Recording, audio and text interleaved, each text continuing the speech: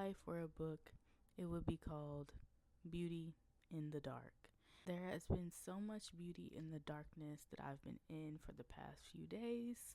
I have been immensely grieving the loss of my baby girl. This kind of looks like her, so we're going to have this as our mic in honor of my kitty.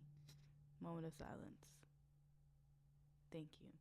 I posted that I am going to be starting a series called If My Life Were a Book.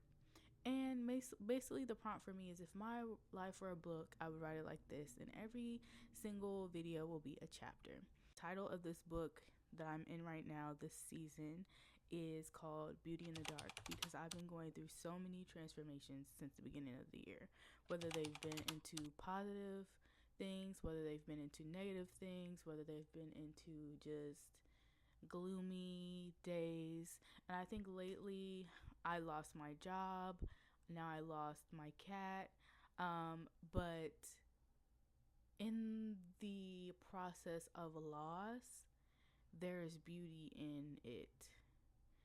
Follow me here. I'm also a death doula, so my relationship with death is very different. With death is life, so I seem to find the duality in processing and understanding grief.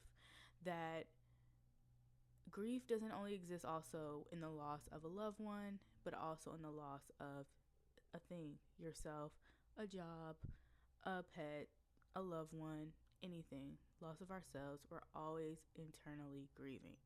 And so I approach my healing process to the loss of my job, to the same process to the loss of my dear beloved baby.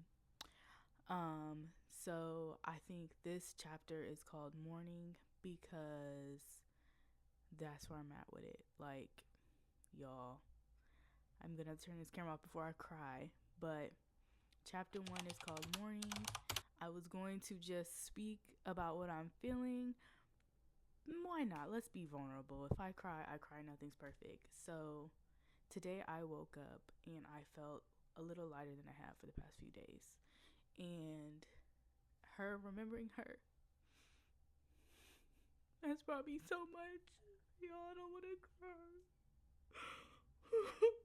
But remembering her has taught me so much about life, about love, about cherishing people when you have them there, and understanding and knowing that life is so valuable. Love is so valuable. And when we picked her up, we got her cremated yesterday. My heart just broke all over again. And as my heart continues to break, I will continue to pick up the pieces and build a new mosaic, not only in honor of her, but of myself, of the life that I've lived. This whole experience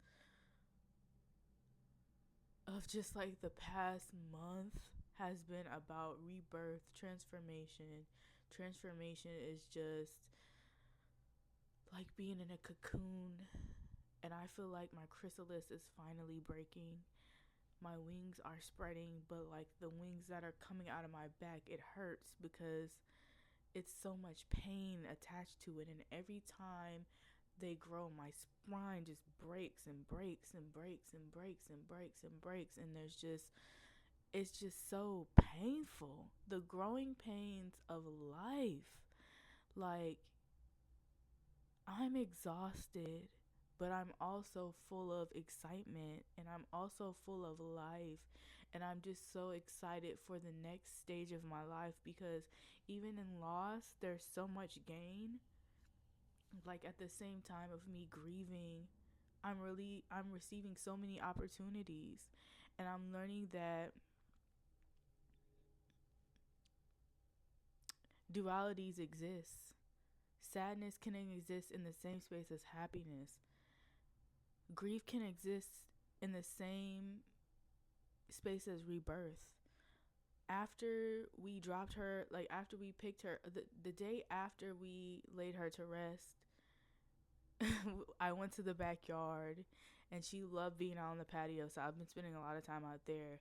But there was a cat that came, and there was another cat that came, and they were just meowing.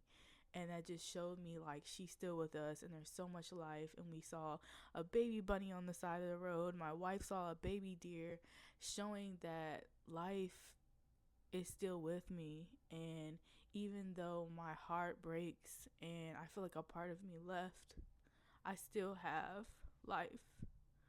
So that's the end of this chapter. The next chapter we'll get into,